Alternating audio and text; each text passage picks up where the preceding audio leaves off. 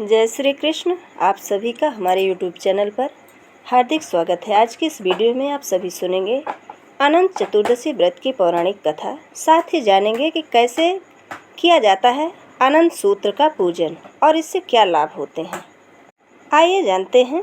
अनंत चतुर्दशी का पर्व महत्वपूर्ण माना जाता है। पंचांग के अनुसार इस बार अनंत चतुर्दशी का पर्व 17 सितंबर को मनाया जाएगा। धार्मिक मान्यता के अनुसार इस दिन भगवान विष्णु और माँ लक्ष्मी की पूजा अर्चना करने के साथ अनंत सूत्र की पूजा करने का विधान है।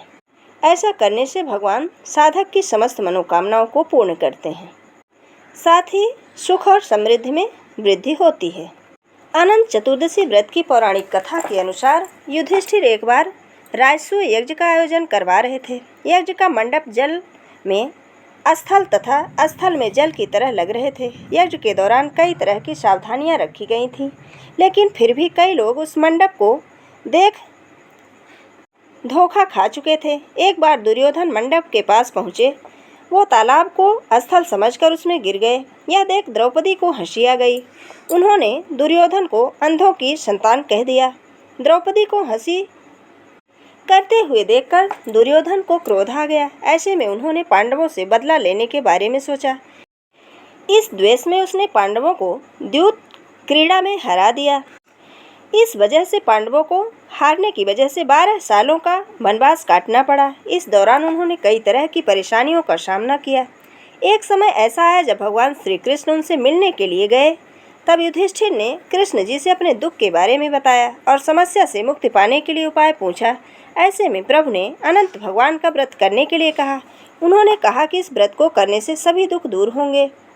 इस संदर्भ में कृष्ण जी ने युधिष्ठिर को कथा सुनाई, जो इस प्रकार है।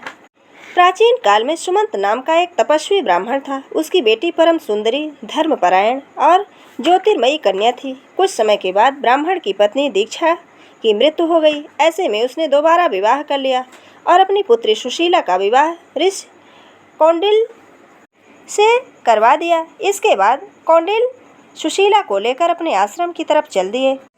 आश्रम पहुंचने के दौरान रात हो गई और वो दोनों नदी तट पर ही रुक गए। इस दौरान सुशीला ने कुछ स्त्रियों को सुंदर वस्त्र में देखा। वह किसी भगवान की उपासना कर रही थी। इस बारे में सुशीला ने स्त्रियों से पूछा तो उन्होंने अनंत व्रत के महत्व के बारे में सुशीला को बताया। सुशीला ने भी उस जगह पर पूजा की।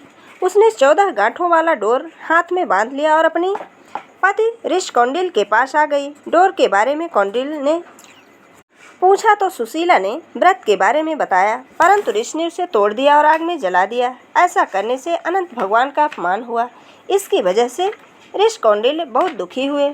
उनके पास जो कुछ भी था वो सब नष्ट हो गया। उन्होंने अपनी पत्नी से पूछा कि इस दरिद्रता का कारण क्या है। तब सुशीला ने उन्हें डोरा जलाने वाली बात याद दिलाई।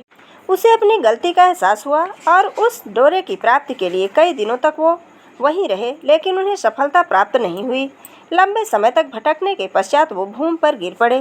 फिर अनंत भगवान प्रकट हुए। उन्होंने ऋषि कौंडिल से कहा कि तुमने मेरा अपमान किया है, इसी वजह से तुमको इस तरह के कष्टों का सामना करना पड़ रहा है।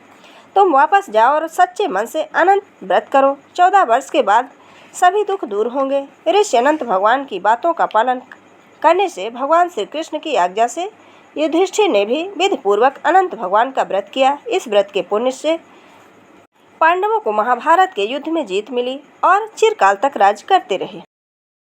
अब आइए जानते हैं कि अनंत चतुर्दशी में क्यों बांधा जाता है अनंत सूत्र और क्यों लगाई जाती हैं उसमें 14 गांठें।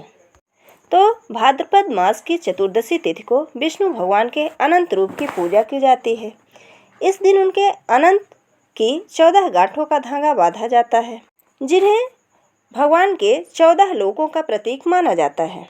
जो भगवान विष्णु के 14 लोकों का नाम इस प्रकार से है: तल, अतल, वितल, सुतल, तलातल, रसातल, पाताल। भू, भुवः, स्वः, जन, तप, सत्य, मह। इस दिन भगवान के 14 नामों का भी स्मरण किया जाता है। पहला अनंत, ऋषिकेश, पद्मनाभ, माधव, वैकुंठ, श्रीधर, त्रिविक्रम, मधुसूदन, वामन, केशव, नारायण, दामोदर, गोविंद और श्रीहरि। अब आइए जानते हैं कि अनंत सूत्र की कैसे की जाती है पूजा। तो इस दिन सबसे पहले भाग में भगवान विष्णु की पूजा अर्चना की जाती है। इसके बाद अनंत नारायण की कथा सुनी जाती है। इसके बाद एक धागे में 14 गांठ लगाकर उस धागे को धारण किया जाता है। अनंत चतुर्दशी के दिन भगवान विष्णु की पूजा में 14 गांठ वाले अनंत सूत्र की पूजा और धारण करने का बहुत ही महत्व है।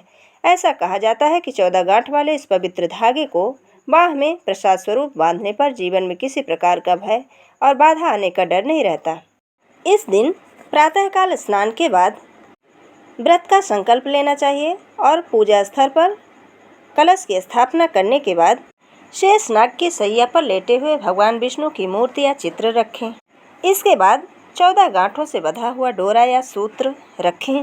भगवान और उस धागे की षोडशोपचार विधि से पूजा करें।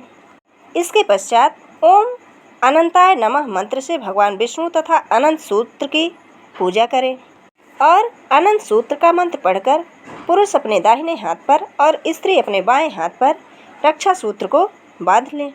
अनंत सूत्र बांधने का मंत्र है अनंत सागर महासमुद्रे मग्नांश भयम मभ्युद्धर वासुदेव अनंत रूपे विनियोजितात्म मह्यनंत रूपाय नमस्तुते।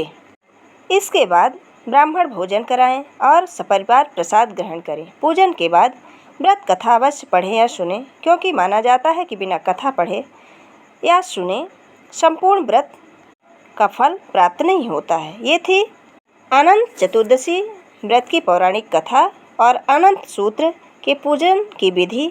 अगर हमारा ये वीडियो आपको अच्छा लगे तो लाइक ज़रूर करें और मित्रों के बीच में शेयर करना बिल्कुल ना भूलें। जय श्री कृष्ण। धन्यवाद।